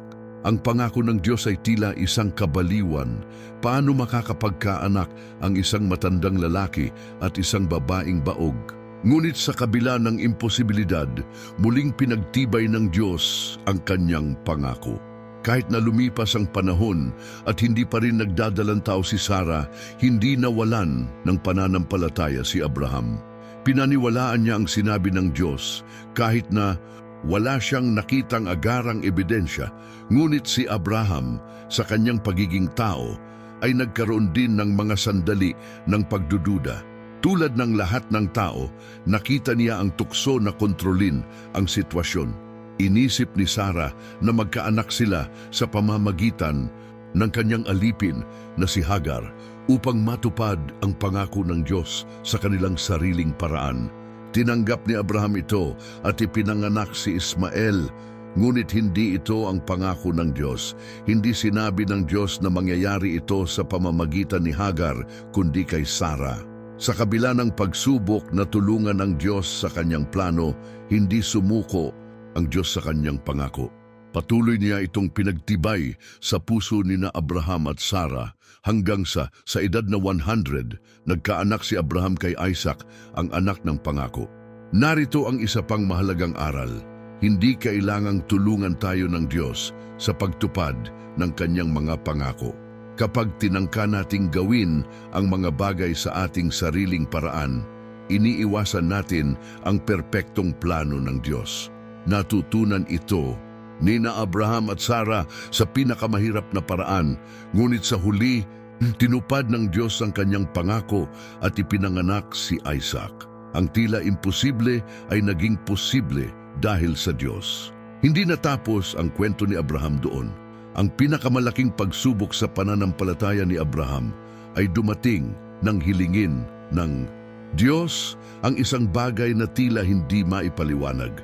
Sinabi ng Diyos kay Abraham, dalhin mo ang iyong anak, ang iyong nag-iisang anak na si Isaac, na iyong iniibig, at pumaroon ka sa lupa ng Moriah, at ialay mo siya roon bilang handog sa isa sa mga bundok na ipapakita ko sa iyo. Genesis 22:2. Hiningi ng Diyos kay Abraham na isakripisyo ang kanyang anak, ang anak ng pangako, ang anak na matagal niyang inantay. Isipin ang labanan sa loob ni Abraham. Inantay niya ng matagal si Isaac, ang anak ng pangako, at ngayon hinihiling ng Diyos na isakripisyo siya. Walang duda na si Abraham ay dumaan sa pinakamalaking pag-aalinlangan ng kanyang buhay. Ngunit sa nakakamanghang paraan, hindi siya nagtanong. Hindi niya sinabi sa Diyos, "Bakit, Panginoon? Paano ito mangyayari?" Tumayo si Abraham ng maaga, dinala si Isaac at pumunta sa bundok, handang sumunod. Sa oras ng pagsubok, nang malapit ng isakripisyo ni Abraham si Isaac, pinigilan siya ng Diyos. Sinabi niya, "Huwag mong itaas ang iyong kamay sa batang ito, ni huwag mong gawing masama siya, sapagkat ngayon ko alam na ikaw ay natatakot sa Diyos." Genesis 22:12. Hindi nais ng Diyos na isakripisyo ni Abraham ang kanyang anak, ngunit nais niyang makita kung hanggang saan ang kaya niyang isakripisyo sa kanyang pagsunod. Nais makita ng Diyos kung magtitiwala pa rin ba siya kahit na ang pagsubok ay labis at hindi maintindihan. Ang gawaing ito ng pananampalataya, kung saan si Abraham ay handang isakripisyo ang anak na kanyang iniibig, ay isang matinding halimbawa ng tiwala at pagsunod. Hindi naiintindihan ni Abraham ang kabuuan ng layunin ng Diyos, ngunit handa siyang sumunod. At ang pagsunod na ito ang nagbigay lugod sa Diyos. Sa huli, nagbigay ang Diyos ng isang kordero upang isakripisyo sa halip na si Isaac, at doon natutunan ni Abraham ang tunay na katapatan ng Diyos. Ano ang matutunan natin mula sa buhay ni Abraham? Ang paglalakbay ng pananampalataya ni Abraham ay nagtuturo sa atin na ang pagsunod sa Diyos ay hindi palaging madali, hindi palaging nauunawaan, ngunit palaging may gantimpala. Kapag sumusunod tayo sa Diyos, kahit na ang sitwasyon ay tila imposibleng mangyari o ang kanyang hiling ay hindi natin maintindihan, pinaparangalan niya ang ating pananampalataya. Ang tunay na pananampalataya ay hindi nakadepende sa mga pangyayari o sa pag-unawa, kundi sa hindi matitinag na tiwala na ang Diyos ay mabuti, makatarungan at tapat. Itinuturo sa atin ni Abraham na hindi tayo tinatawag ng Diyos upang magbigay ng bagay na walang layunin. Hindi alam ni Abraham na sa kanyang pagsunod kay Diyos, siya ay magiging ama ng isang malaking bansa, at mula sa kanyang lahi ay ipanganak ang tagapagligtas ng mundo. Hindi niya alam na ang kanyang pananampalataya ay magiging isang halimbawa para sa mga susunod na henerasyon. Hindi niya alam na ang kanyang pagsunod ay magiging pundasyon ng mga pangako ng Diyos para sa buong sangkatauhan. Ngayon, tinatanong kita, handa ka na bang sundan ang halimbawa ni Abraham? Handa ka bang magtiwala sa Diyos at sumunod sa Kanya kahit na hindi mo naiintindihan ang mga dahilan o layunin ng Kanyang hinihingi? Ang iyong pananampalataya at pagsunod ay maaaring magbukas ng mga pintuan at magdadala sa iyo sa isang layunin na mas malaki pa kaysa sa iyong iniisip. Tulad ni Abraham, marahil ikaw ay dumaranas ng mga hamon at sitwasyon na tila imposibleng magtagumpay. Marahil ay nasa isang sandali ka ng buhay kung saan hinihingi ng Diyos ang isang hakbang mula sa iyo, ngunit hindi mo alam kung paano magpatuloy. Magtiwala tulad ng tiwala ni Abraham. Mayroong mas mataas na plano ang Diyos para sa iyong buhay at hindi siya nabibigo sa pagtupad ng kanyang mga pangako. Ang pagtitiyaga ni Josue, pananakop sa lupang pangako na may tapang at pananampalataya. Ang kwento ni Josue ay isang kwento ng tapang, pamumuno at higit sa lahat, pagtitiwala sa Diyos. Hindi lamang siya nakasaksi ng mga kamanghamanghang himala tulad ng paghahati ng dagat na pula, kundi siya rin ang nanguna sa bayan ng Israel sa pagsakop sa lupang pangako, isang pangakong tila imposibleng makamit. Hinarap niya ang maraming hamon, maraming labanan, at nakita niyang naging realidad ang imposible. Si Josue ay isang malinaw na halimbawa kung paano ginagamit ng Diyos ang mga taong may tapang na sundin ang kanyang mga pangako kahit nasa harap ng mga pagsubok at takot. Itinuturo sa atin ang buhay ni Josue na kapag nagtitiwala tayo sa Diyos, maaari nating makamtan ang mga pangako niya sa ating buhay kahit pa ang landas ay mahaba at puno ng pagsubok. Si Josue ay nagsimula sa kanyang paglalakbay bilang pinuno. Pagkatapos ng pagkamatay ni Moises, ang dakilang lider ng Israel, si Moises ay hinirang ng Diyos upang palayain ang bayan ng Israel mula sa pagkaalipin sa Ehipto, at sa loob ng maraming taon, ginabayan niya ang mga tao sa ilang. Ngunit natapos na ang kanyang misyon at si Josue ang pinili ng Diyos upang pangunahan ang bayan patungo sa lupang pangako. Hindi biro ang responsibilidad na iniatang kay Josue. Kailangan niyang pangunahan ang buong bansa na namuhay sa ilang sa loob ng 40 taon upang sakupin ang isang lupain na puno ng mga kaaway, mga higante, matitibay na lungsod at napakaraming pagsubok. Alam ng Diyos na handa si Josue para sa gawain, ngunit alam din niya na kakailanganin ni Josue ng matinding tapang at lakas upang hindi siya sumuko sa gitna ng mga pagsubok. Kaya't paulit-ulit na sinabi ng Diyos sa kanya, "Magpakatatag ka at lakasan mo ang iyong loob." Josue 1:9. Kakailanganin ni Josue ang tapang, hindi lang upang harapin ang mga kaaway sa labas, kundi upang labanan din ang kanyang sariling takot, mga pagdududa sa kanyang kakayahan bilang pinuno, at ang panggigipit na higitan ang pamumuno ni Moises, isa sa pinakadakilang leader sa kasaysayan ng Israel.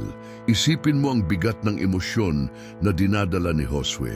Hindi lang siya basta namumuno, kundi may alaala pa siya ng isang dakilang leader na nauna sa kanya. Nakita niya kung paano nag-alinlangan ang bayan ng Israel noon, kung paano sila nagreklamo at sumuway sa mga utos ni Moises.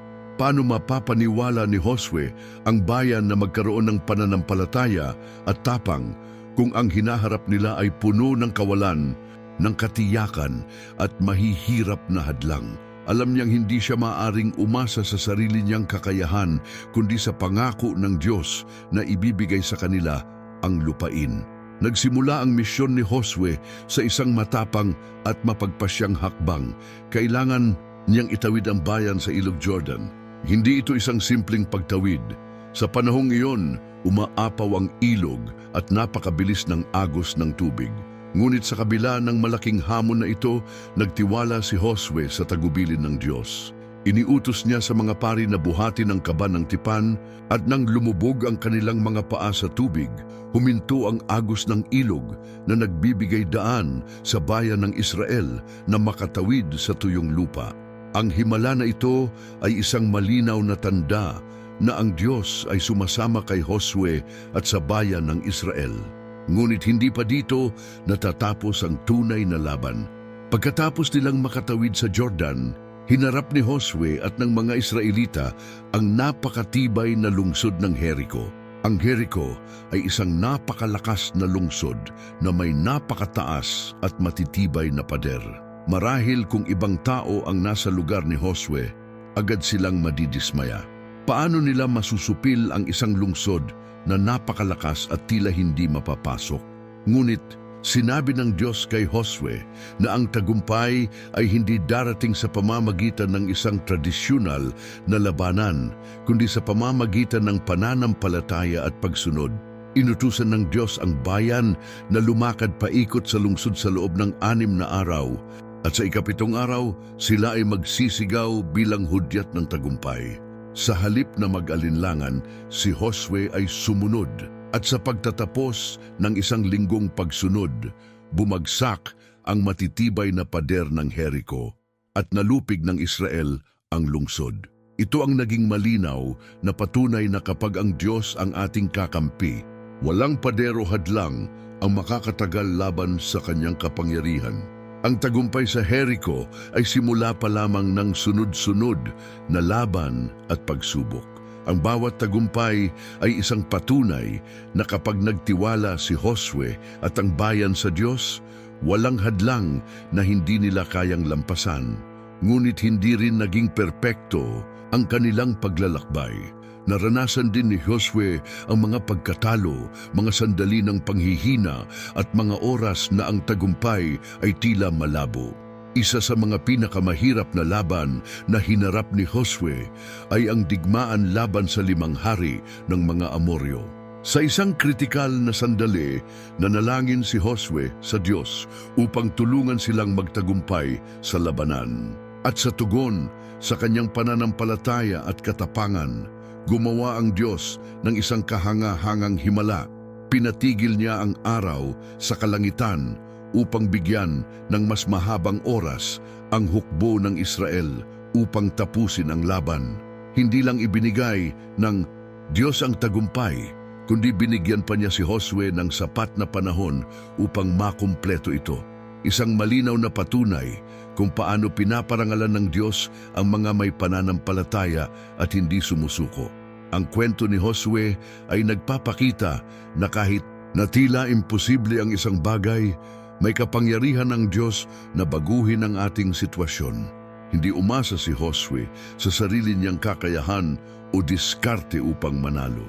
Alam niyang ang tagumpay ay nagmumula sa Diyos at kumapit siya sa paniniwalang iyon sa bawat laban. Ang tapang ni Josue ay hindi nangangahulugan ng kawalan ng takot, kundi ng kumpiyansa na kasama niya ang Diyos. Ang hindi matinag na pananalig na ito ang nagbigay sa kanya ng kakayahang pagtagumpayan ang bawat pagsubok. Sa buong buhay ni Josue, hindi lang siya kailangang maging matapang sa digmaan, kundi sa kanyang pananatili sa tipan ng Diyos. Alam niyang upang makamtan ng Israel ang tunay na tagumpay, kailangan nilang manatiling tapat sa Diyos, sundin ang kanyang mga utos, at mamuhay ayon sa kanyang kalooban. Sa kanyang huling araw bilang leader, tinipon ni Josue ang bayan at gumawa ng isang mahalagang pangako. Ngunit kung ayaw ninyong paglingkuran ng Panginoon, piliin ninyo ngayon kung sino ang inyong paglilingkuran. Ngunit para sa akin at sa aking sambahayan, kami ay maglilingkod sa Panginoon. Josue 24:15. Kahit na marami na siyang nakamit na tagumpay, alam ni Josue na ang pinakamahalagang panalo ay ang manatiling tapat sa Diyos. Ang buhay ni Josue ay isang halimbawa ng pananampalataya at pagtitiyaga. Hindi lang niya pinamunuan ng bayan upang sakupin ang lupang pangako, kundi itinuro rin niya sa kanila ang halaga ng pagtitiwala at pagsunod sa Diyos. Ang kanyang pananampalataya, tapang at pagsunod ay nagpapakita sa atin na kapag tayo ay may pananampalataya sa Diyos at sumusunod sa kanyang gabay, walang hadlang ang hindi natin kayang lampasan. Ngayon, isipin mo ang iyong sariling buhay. Ano ang mga pader na kailangang gumuho? Ano ang mga labanan na hinaharap mo na tila imposibleng mapagtagumpayan? Tulad ni Josue, maaaring hindi mo pa nakikita ang sagot. Ngunit kung magtitiwala ka sa Diyos at susunod sa kanyang mga tagubilin, makikita mo ang kanyang mga himala sa iyong buhay. Ang Diyos ay kasama mo sa bawat laban at sa Kanya walang imposible. Ang pangako ng kasaganaan, paghahanap ng kapayapaan at pag-asa sa pagsunod sa Diyos. Habang papalapit tayo sa pagtatapos ng pag-aaral na ito, mahalagang magnilay tayo sa mga natutunan natin hanggang ngayon at higit sa lahat kung ano ang kahulugan nito para sa ating buhay. Ang mga kwento ng mga tao na ating inusisa, si Moises, David, Pedro, Pablo, Job, Ruth, Abraham, Josue, lahat ay malalim na pagpapakita kung paano ang pananampalataya at pagsunod sa Diyos, madalas sa mga oras ng sakit, kawalan ng katiyakan o pagsubok, ay nagdadala hindi lamang ng tagumpay kundi pati na rin ng isang karanasang nagbabago sa atin at naglalapit tayo kay Diyos. At sa huli, ito ang pinakamahalaga, ang maging mas malapit kay Diyos na namumuhay ayon sa kanyang layunin para sa atin. Ngayon, nais kong pag-usapan natin ang pangako ng kasaganaan.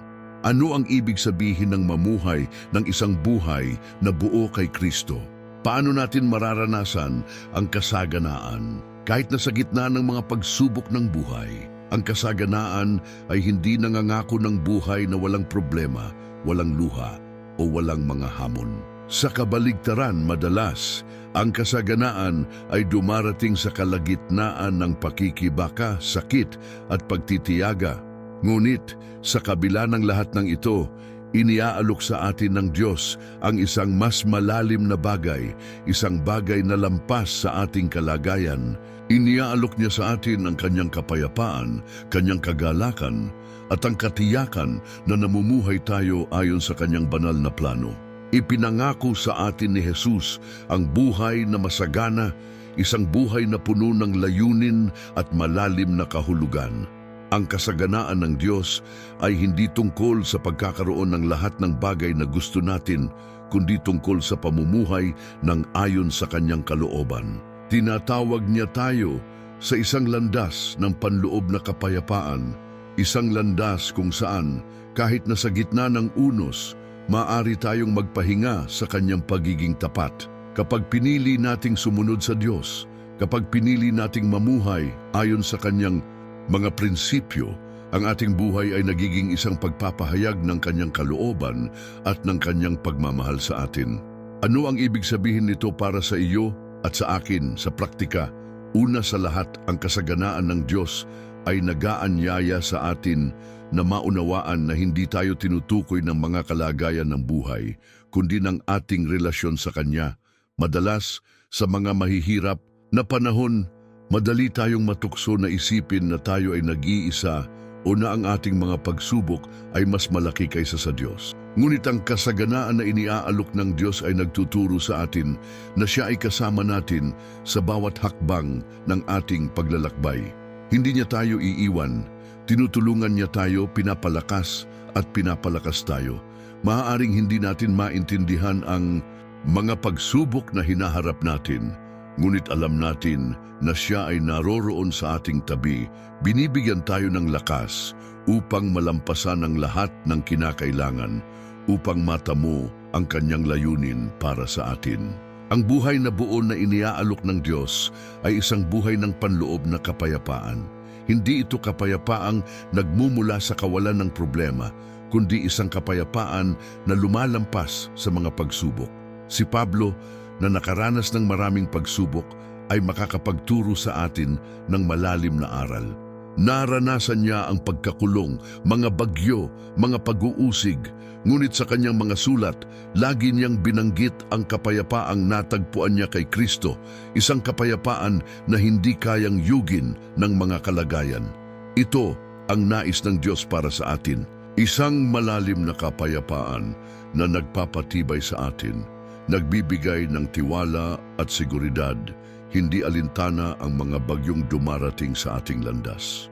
Ngunit paano natin mararanasan ang kasaganaan na ito? Una, kailangan nating magsikap na magkaroon ng patuloy na ugnayan sa Diyos.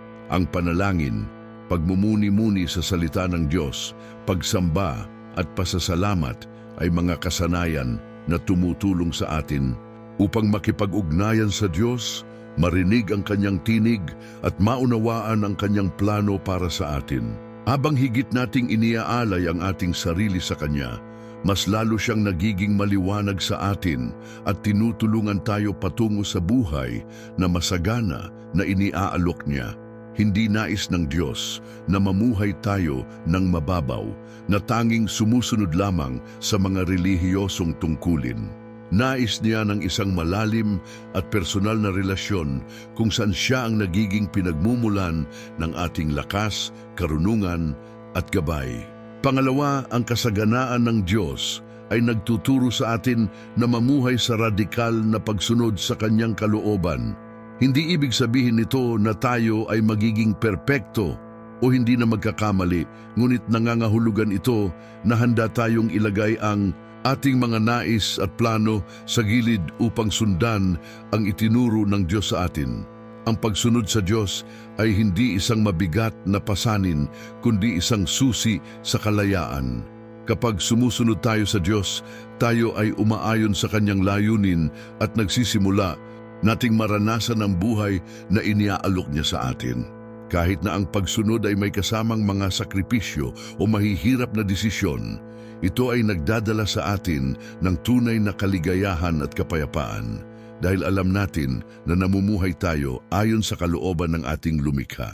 Dagdag pa rito, ang kasaganaan ng Diyos ay nagtuturo sa atin na magtiwala sa kanyang probisyon at katapatan. Maraming beses, ang takot at pag-aalala ay umaabot sa atin kapag tayo ay nahaharap sa hindi tiyak na hinaharap. Ngunit ang pangako ng Diyos ay Siya ay mag-aalaga sa atin. Bibigyan niya tayo ng lahat ng ating pangangailangan. Kilala niya ang ating mga pangarap, ang ating mga alalahanin at tapat siya na magbibigay sa atin ng lakas. Ang kasaganaan ng Diyos ay nagpapalaya sa atin mula sa takot dahil alam natin na siya ang may hawak ng lahat at maaari tayong magpahinga sa kanyang pagpaprovide. Sa isang mundong patuloy na nagsasabing kailangan nating magkaroon ng higit pa. Maging higit pa, gawin ng higit pa upang maging masaya, tinatawag tayo ng Diyos sa isang buhay ng kasiyahan at kaligayahan sa Kanya. Ang kasaganaan na iniaalok ng Diyos ay higit pa sa mga material na bagay, mga personal na tagumpay o pagkilala. Ito ay nakabatay sa relasyon natin sa lumikha na nagsisilbing pagkumpleto sa atin mula sa loob. Kapag inilalagay natin ang ating tiwala sa Diyos, kapag iniaalay natin ang ating sarili sa Kanya, nararanasan natin ang kapayapaang hindi kayang ibigay ng mundong ito. Ang kasaganaan din ay makikita sa paraan ng ating pakikisalamuha sa isa't isa. Niligha tayo ng Diyos upang mamuhay sa relasyon, hindi lamang sa Kanya, kundi pati na rin sa ating mga kapwa. Kapag sinusunod natin ang mga utos ng Diyos na mahalin ang ating kapwa, magpatawad, maglingkod, at mamuhay sa pagkakaisa, nararanasan natin ang kasaganaan ng komunidad ng Kristiyano.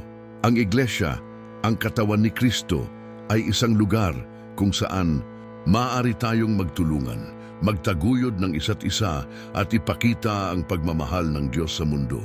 Isa pang mahalagang aspeto ng kasaganaan ng Diyos ay ang patuloy na espiritual na paglago. Ang buhay Kristiyano ay hindi isang tahimik na paglalakbay, kundi isang patuloy na pagbabago. Tinatawag tayo ng Diyos upang lumago sa ating pananampalataya, sa ating pagmamahal, sa ating karakter. Ang kasaganaan ng Diyos ay hindi nangangahulugang tayo ay umabot na sa isang punto ng pagiging perpekto, kundi nangangahulugan ito na patuloy tayong hinuhubog ng Kanyang kamay. Bawat hamon, bawat pagsubok, bawat hakbang ng pananampalataya ay nagdadala sa atin ng mas malalim na pag-unawa kung sino ang Diyos at kung sino tayo kay Kristo. At sa wakas, ang kasaganaan ng Diyos ay nagtuturo sa atin na mamuhay ng may layunin. Hindi tayo tinawag ng Diyos upang mamuhay ng walang direksyon, kundi upang mamuhay na may malinaw na layunin, luwalhatiin siya sa lahat ng ating ginagawa. Ang layuning ito ay hindi palaging malaki sa mata ng mundo, ngunit ito ay malalim sa mata ng Diyos. Bawat gawa ng pagmamahal, bawat hakbang ng pananampalataya, bawat salita ng pagpapalakas, lahat ng ito ay may kahulugan at epekto sa kaharian ng Diyos. Kapag tayo ay namumuhay ng may layunin, natatagpuan natin ang kasiyahan na higit pa sa kayang ibigay ng mundo. Ngayon, habang tinatapos natin ang pag-aaral na ito, nais kong ikaw ay magnilay. Paano mo mararanasan ang kasaganaan ng Diyos sa iyong buhay? Ano ang kailangan mong baguhin?